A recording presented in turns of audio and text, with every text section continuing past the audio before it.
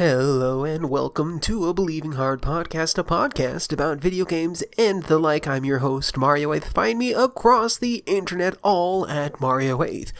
I'm on Twitter, Tumblr, ggApp.io, co-host, and you can find the audio version of this podcast on podcast services around the globe, or go to anchor.fm/Mario8th. So how have you been doing today? I'm doing okay. I've been playing a lot of video games recently, but not modern video games, and I've actually also been going on this app, kind of like Wordle, except with the video game screenshots. Been having a pretty good time with that, too. But there was quite a bit of news this week, more than I thought I would be doing, and so let's get into the news. First, I'd like to mention a few games that are coming out recently that I'm interested in, and you might be interested in too. First up is Shovel Knight Dig is out. Came out, I think, last Thursday, and it's on Switch, among other things. PC at least. I'm not sure if it's on Xbox or PlayStation just yet. Either way, I'm a really big fan of the first Shovel Knight game. I never played any of the DLC, so I'll probably try to get to those first, but I've heard pretty good things about this prequel, Shovel Knight Dig. And it looks great. I love the sprite work in it, and the music, of course, is going to be fantastic. It's Shovel Knight, so that is out now. Also, coming to PlayStation and Switch, Tunic. Tunic is a game I was really excited about back when it came out in February, I think. But it came out on PC and Xbox, and while I have a PC, I'd rather play it on PlayStation or Switch, and given the Switch version doesn't look too good, PlayStation just came out today as I'm recording, yesterday as this is posting, so play Tunic. I'm really excited to jump into it. And the original Life is Strange plus the DLC is on Switch now, too. I wanted to pick this up on PS5. I love the first game. I played it a few years ago now.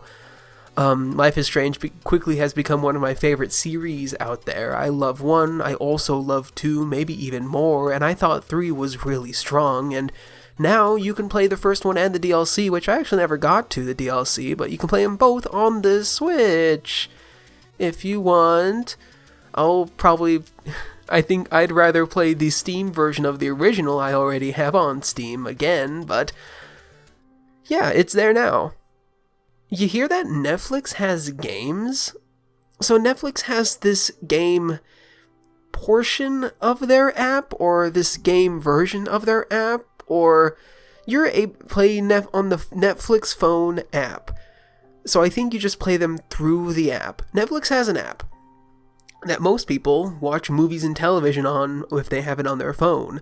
But there's also a very hidden and not much talked about games section, and they've got some pretty good bangers coming out.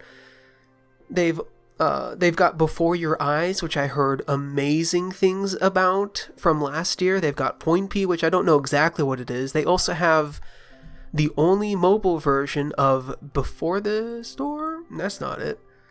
They also have the only app version of Into the Breach, the tactics game from 2018 that is just amazing from what I hear.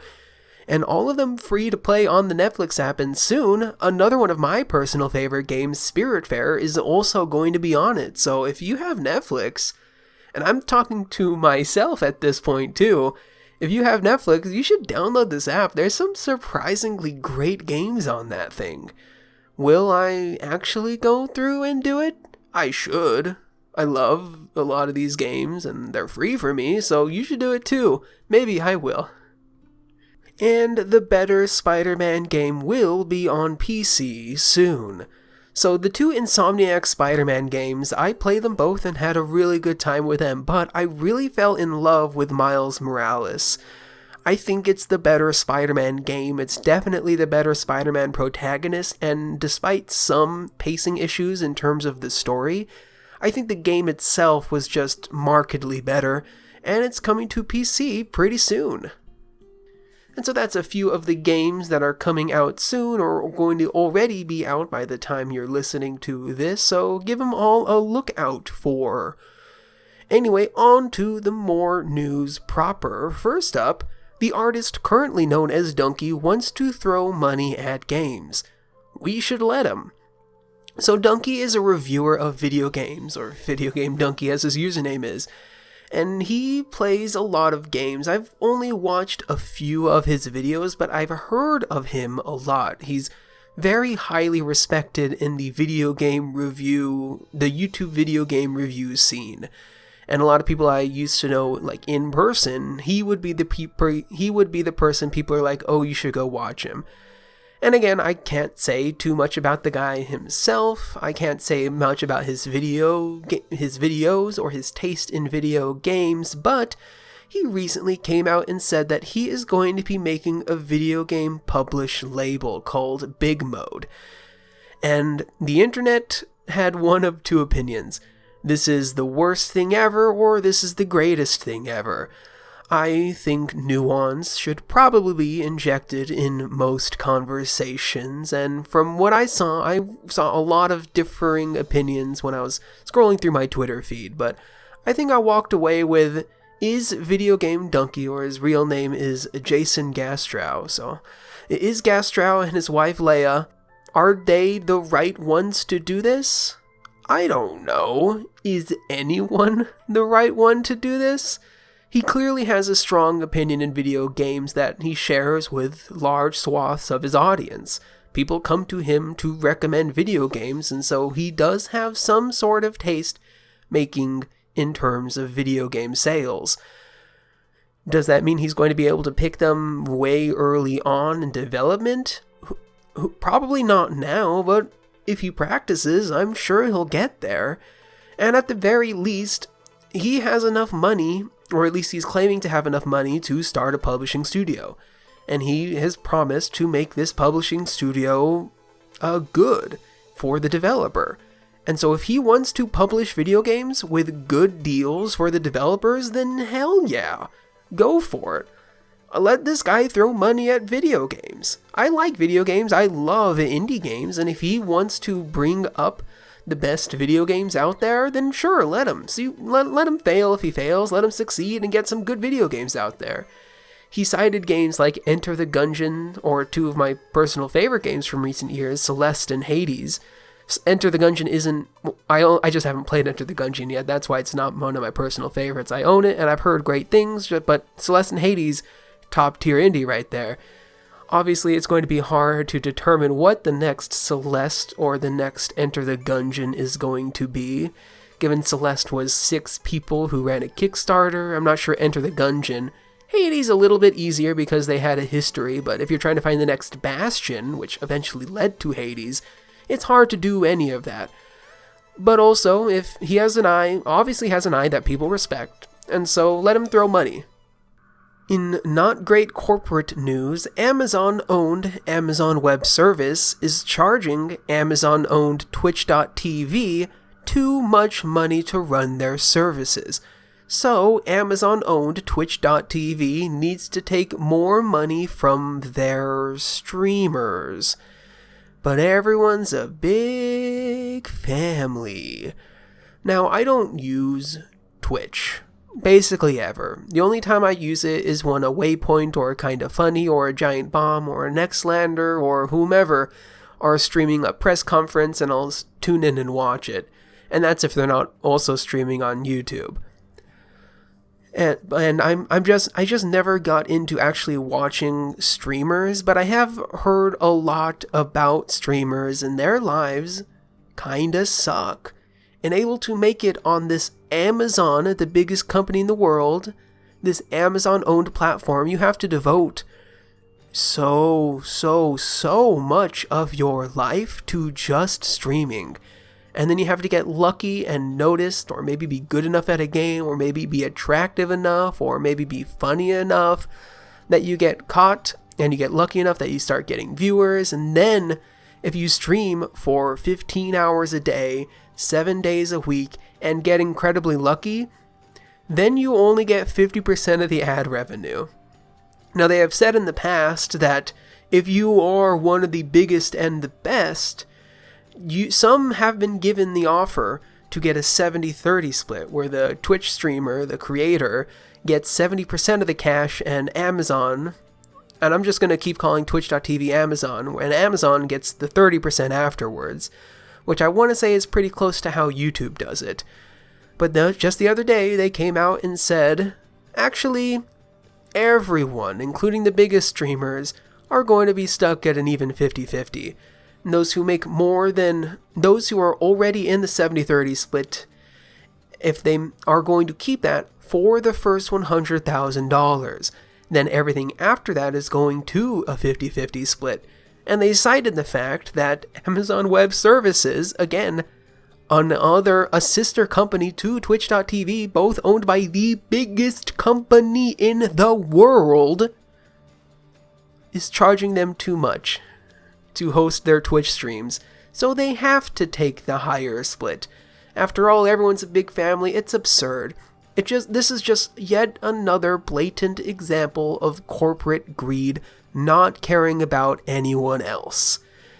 And of course, if any company is going to be this glaringly, blatantly evil, it's going to be Amazon, the company that would rather buy ads to talk about how great a place to work it is than actually talk to union reps or pay their employees living wages or giving them air conditioning or letting them have bathroom breaks. Amazon sucks. Twitch.tv really made a bad move, but also a few days later, this news, at least in the Kotaku article I've linked in the show notes, came out Thursday, which was the 22nd. 5 days later, when I'm recording this on the 27th of September, it feels like this has just been forgotten about. Every streamer I am in the circle of that I see online is already talking about September, and they've given a discount on subs for September, and they've already forgotten the fact that, oh, hey, they're screwing everyone over because the 50-50 split is going to be permanent.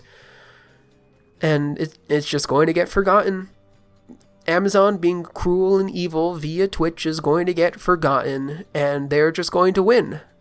And Jeff Bezos and whoever's at the top of Amazon now is just going to get more money off of it.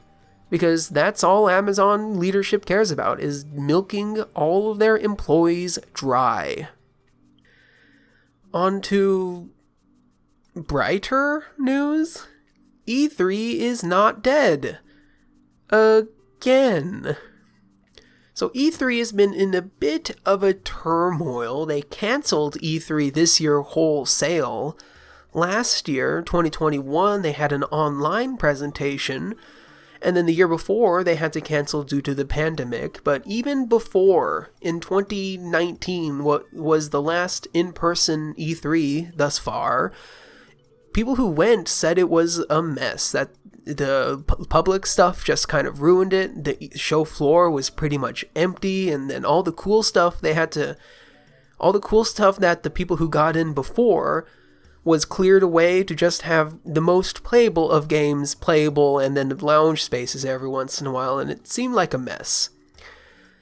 And they're coming back with another in-person coming next year, this June. And they're going to try it again, and we'll see how it is. They've said it's going to be half what the people who, like the game journalists who used to go, half of it's going to be what they remember, and the other half is going to be more of a spectacle. I guess they're probably trying to aim it to be more of a PAX-like thing. And we'll see how that goes. It's not dead. A lot of people were claiming it was dead this year when they had to wholesale cancel it, but they're gonna try again. Now, people who have been games journalists probably tell you that they appreciate E3 for what it is and they think it should be a real thing. I'm gonna tell you, I kind of don't care about E3 at all. My only experience with E3 has been having a few days out of during the summer where I get to sit down and watch press conferences and watch Giant Bomb talk over them. But I still had that these past 2 years. It wasn't a condensed few days. It was spread over a couple of weeks. But I still had that experience. I got video game news in the summer with Jeff Keighley's thing and like Nintendo or Sony just putting their own things around the same time. So I'm not at a dearth of what I got out of E3, but other people probably want to go to the convention, so hopefully it turns out good. What I will say, I think I prefer for E3 to be spread across. It's much easier to take an hour or two out of a day here and there than to take 3 whole days off just to watch video game presentations, and that can get pretty exhausting. So personally, I don't know if I want E3 to be back. I want it to be how it kind of was this past year, the Summer Game Fest deal, where it's one here this week, then 4 days later, then 5 days later, that sort of thing. And so, but E3's back. We'll see how much power they're able to have over when people do their presentations, because Nintendo and Microsoft were the only ones that were still behind E3. Sony pulled out, EA pulled out. But now that Activision might be back under the Microsoft umbrella, I guess they'd be back in. I think they had pulled out. I can't remember exactly. Either way, E3 is back. Alright, on to kind of video game news, but not really. I really liked NieR Automata. And sometimes I watch anime. And I will probably watch the NieR Automata anime. So it was announced, I think back in February, it was a bit ago, but they just came out and said Yoko Taro, creator and writer of NieR and NieR Replicant and NieR Automata, came out and said that NieR Automata version 1.1a, the spin-off anime, is not going to be an exact retelling of NieR Automata. And to me, that is kind of the selling point. I really like video games, and I like video games as a medium of storytelling, and sometimes in video games you can only tell stories via this media, and trying to tell it through like a movie or a TV show or an anime, it doesn't work as well. And so hearing that Yoko Taro has his hands on with the team developing the anime, which is a studio, hearing that Yoko Taro has his hands on with the anime studio developing the anime and is going to make the story a little bit different to fit the medium better is only good news to me. And so I'm excited. I like NieR Automata. I can't wait to see what changes. If they said there wasn't going to be many changes, that this is just going to be a clean retelling of NieR Automata, I probably wouldn't watch it, because I've already seen that story. I've already played the game in the medium it was meant to be told in. But this is now going to be a different story designed for this medium, and that's exciting. Alright, one last news story. It's about movies, and I swear I won't talk about this too often, but I don't know.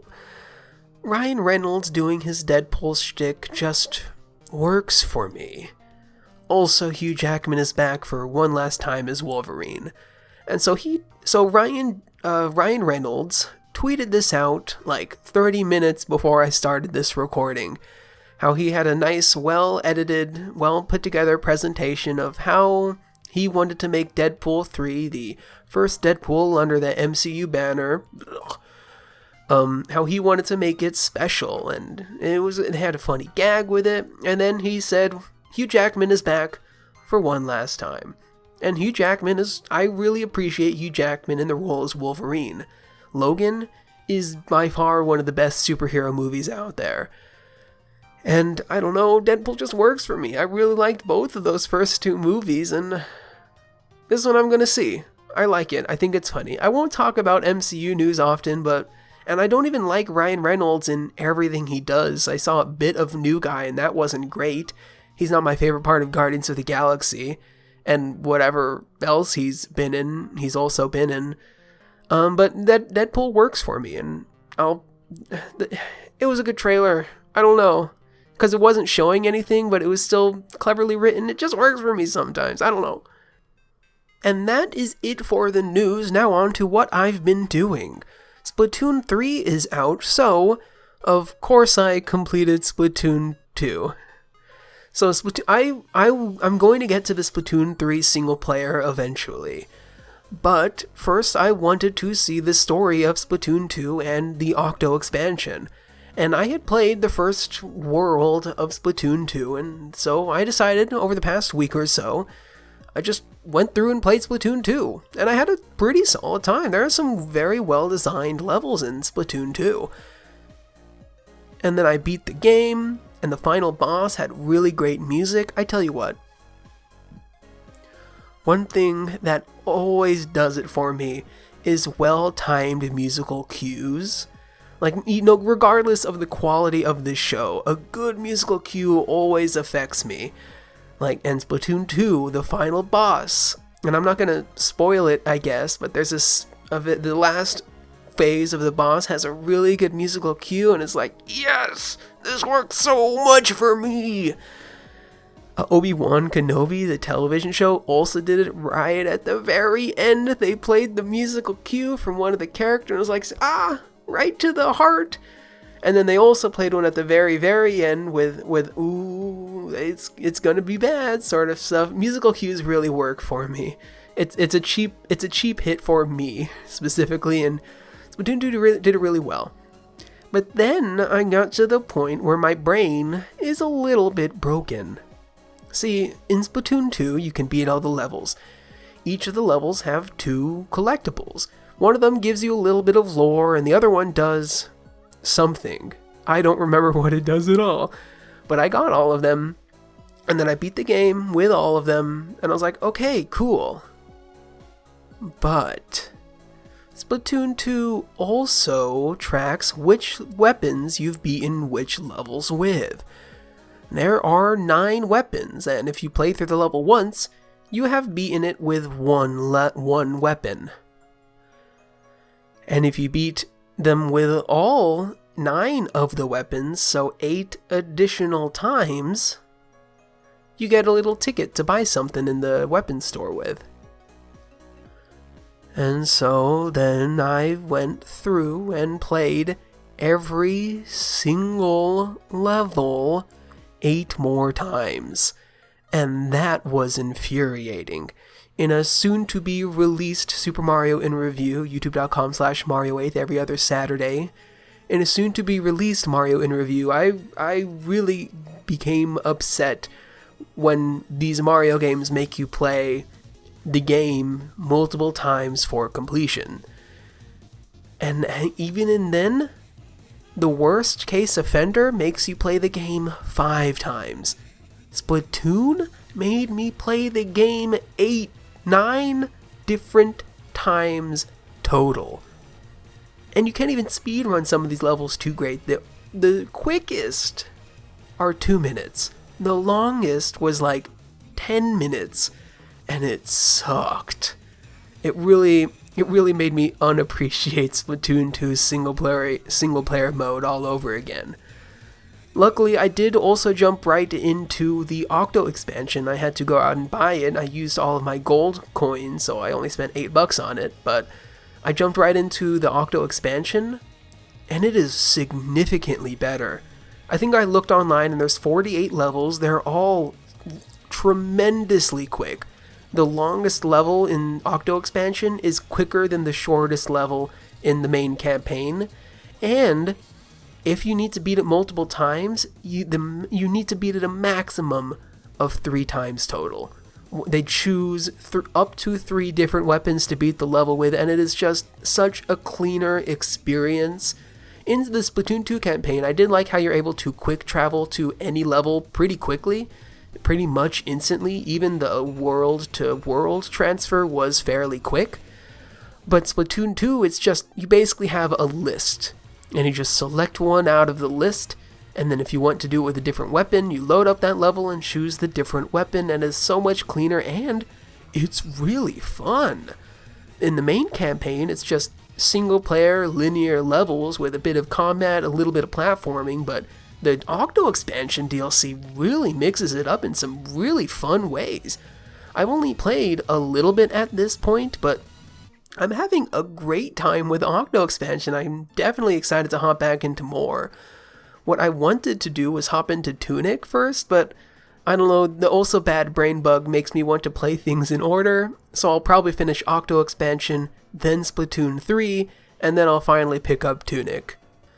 Speaking of Splatoon 3, I did play a bit of that over the weekend. I was pretty busy this weekend, I had to visit family, but I did play a little bit of the Splatfest. And being the big fan of food that I am, I of course chose Team Grub. Is Fry my favorite of the new hosts? No, but Food was my favorite of the options, and we lost badly. I have now chosen the losing Splatfest twice in a row. I was in last place both times. So rip to my man Big Man and rip to my girl Fry. I guess next time I should just choose Shiver. That's what everyone else is doing. No, I can't do that. I need to choose based on my heart, not based off of my attraction, I guess. I mean, a lot of people are basing it off on attraction, I can tell you what. Either way, Splatoon 3 is fun. I had a good time with the Splatfest. I wasn't able to try any of the tricolor. I was driving. I didn't get to try any of the tricolor battle. I was driving basically the whole time it was active, and I just never got the chance to play it, but it was fun. I like Turf War. I like using the Splat dualies. Maybe one day I'll try a different weapon. That is one thing Splatoon 2's single-player campaign did, was teach me which weapons I do like, and which weapons I really do not like. The brush sucks, and the roller isn't too great. But Splatoon 3, pretty fun time with that. And lastly, not a video game, but I did watch the first episode of Andor. The second episode is out as this episode of the podcast posts, and that is a real good show so far. The first 3 episodes, really solid. One of my favorite aspects was just how tactile everything felt. Like in the flashback scenes where you see Cassian as a kid, like the outfits they're wearing are like tribal. They're clearly uniforms from people who worked there. I thought it was pilot at first, but they're clearly uniforms that have been repurposed to be just everyday clothes for the tribe that he's part of. And then the world feels tactile. There's a really nice moment where one of the workers comes out and he rings the bell, the work bell, which is just a big hunk of metal that he smacks with hammers, and he's got little headphones on because of course he needs little headphones on. And it's these little touches that make the world feel proper. And then the story itself is told really well. I've been really impressed with, in an era of television where writers just feel like they need to say everything. Andor has been doing a really good job of showing everything. Like there's a scene with a character's boyfriend where he goes through a little bit of an emotional arc and not a word of dialogue is said. It's all told through looks on his face, what he's doing, what he does. He doesn't say anything, but it's just a really good segment, a really good microcosm of what's making this show entertaining to me, and I can't wait. There is, I forget how many episodes. I think it's 12 this season, and then there's another 12-episode season coming later on. And so these next few weeks, I'm going to be real excited to watch Andor every week. And that is it for the Believing Heart podcast. I've been Mario 8th. Follow me in all the socials that I've linked in the show notes. And hey, if you like this, leave a review on your podcast app of choice, or leave a thumbs up on the YouTube video version, or leave a comment on the YouTube video version, or sub to my YouTube channel, youtube.com/Mario8th. And if you don't like podcasts, I also do video game reviews every other Saturday, but right now we're doing Super Mario in Review, where I review and rank all of the Super Mario platformers, so please check that out. I've been having a good time making it, and I hope you have a good time watching it. Anyway, that has been all for this podcast. Thank you so much for watching, and I will see you next time.